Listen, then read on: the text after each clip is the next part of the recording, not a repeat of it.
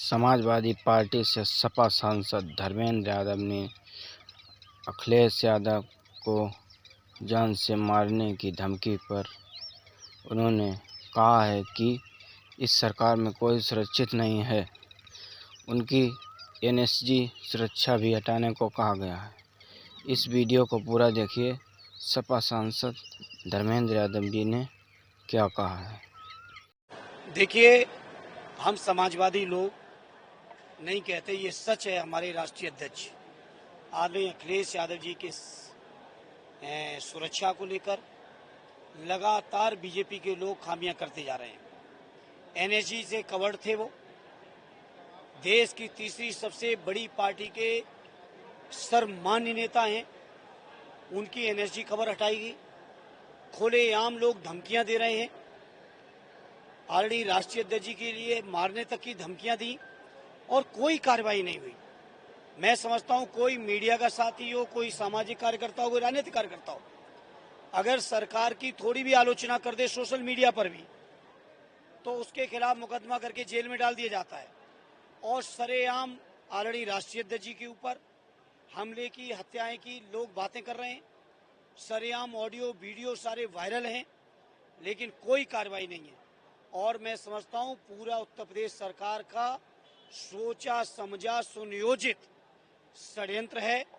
RD राष्ट्रीय अध्यक्ष जी के जीवन को लेकर, उनके ऊपर हमले को लेकर, और तमाम समाजवादी साथी, चाहे आरडी सुमन जी हो या और भी साथी हो, ये उत्तर प्रदेश की सरकार सुनियोजित तरीके से कर रही है।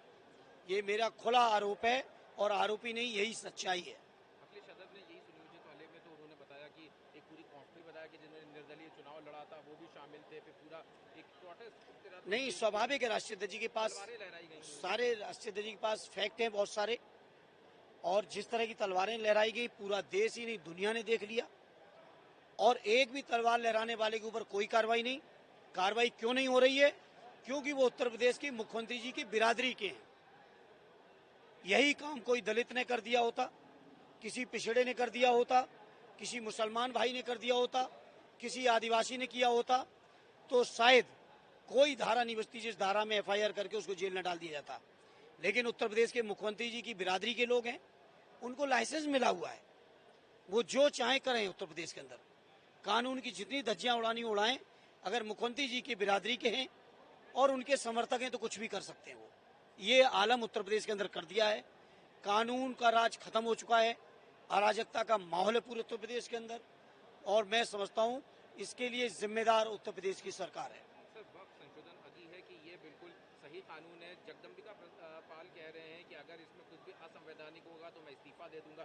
बीजेपी आज प्रदेशव्यापी आज से 20 दिन का कार्यक्रम चला रही है, जिसमें बताएगी कि वक्फ कानून 2025 कितना महत्वपूर्ण और कितना बेहतर है। देखिए, जगदम्बिका पाल जी चूंकि स्वयं कई पार्टियां बदल चुके हैं।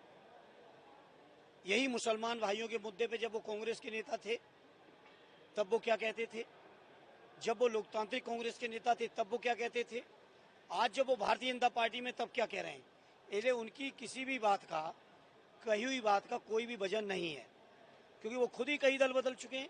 अगर आप लोग सर्च करेंगे, थोड़ी देर टाइम खर्च करेंगे, तो आप पाएंगे पहले क्या भाषण देते थे, वो आज क्या दे रहे हैं। उनकी बात की कोई वैल्यू नहीं है। जहां तक वक्फ बिल का सवाल है, वक्फ बिल निश्चित तौर पर देश के मुसलमान भाइयों की जमीनों पर सरकार का टूल इस्तेमाल करके भारतीय जनता पार्टी के लोग कब्जा करना चाहते हैं। यही इसका कारण है। ये रेलवे के कर्मचारियों के कार्यक्रम में हम और आप खड़े हैं। आप पूछिए कितनी रेलवे की जमीनें बेची गई हैं, रक्षा की जमीनें कितनी बेची गई हैं, और अब बीजेपी की लोगों की नजर वक्फ की जमीनों पर है। मैं समझता हूं कभी आपने सुना था किसी हिंदू धार्मिक संस्था के ट्रस्ट में कोई मुसलमान गया हो, किसी क्रिश्चियन के मामले में कोई हिंदू गया, कोई मुसलमान गया हो, किसी क्रिश्चियन के मामले में कोई गया हो। मुसलमान भाइयों की जमीनें कब्जा करने की नीयत से ये संशोधन लाए गए हैं। इसमें जानबूझ के सरकारी अधिकारियों की दखलंदाजी, दूसरे धर्म के लोगों की दखलंदाजी बढ़ाई गई। मैं समझता हूं किसी को दखलंदाजी करने का अधिकार नहीं मिलना चाहिए था। और मुझे आज भी यकीन है, जब ये बिल संसद से पास हो चुका है, ठीक है, संख्या के बल पे पास उन्होंने किया है, और जिन बैसाखियों ने पास कराया है उनके प्रांतों में लोग जवाब भी देंगे। लेकिन मुझे आज भी उम्मीद है कि माननीय सर्वोच्च न्यायालय में ये बिल निश्चित तौर पर कानूनी कारणों से, संवैधानिक कारणों से ये कानून रद्द होगा, ऐसा इस बात का मुझे यकीन है। सरकार का कहना है कि आप लोग भड़बड़ाने का काम कर रहे हैं, पूरा विपक्ष एक हो चुका है। मुर्शिदाबाद में सरकार से कहिए कि अपने गरेबा में झांकें। सरकार किस कदर झूठी है। आदरणीय राष्ट्रीय अध्यक्ष जी को बदनाम करने के लिए क्या क्या षड्यंत्र हुए, मीडिया के ही एक, मैं समझता हूं, बहादुर कहेंगे, एक बहादुर चैनल ने पर्दाफाश कर दिया सरकार का। इसके बाद तो सरकार को मैं नहीं समझता कोई नैतिक बल बचा है, बल्कि चुल्लू और पानी ढूंढना चाहिए सरकार को। लेकिन मुर्शिदाबाद में जो हो रहा है उसके बाद एनसीडब्ल्यू ने विजिट किया, वहाँ के राज्यपाल ने विजिट किया। बताया जा रहा है कि ममता बनर्जी की सरकार की तरफ से ये पूरी तरह से प्रयोजित है। बांग्लादेश के लोग इंटरनेशनल जो संगठन के लोग, जो संस्थाओं के लोग, चाहे वो राज्यपाल की संस्था हो, चाहे वो नेशनल ह्यूमन राइट कमीशन की संस्था हो, चाहे महिला आयोग हो, मैं उन सारी संस्थाओं। वीडियो अच्छा लगा हो तो चैनल को लाइक करें, सब्सक्राइब करें और कमेंट बॉक्स में कमेंट लिखकर ज़रूर बताएं। धन्यवाद।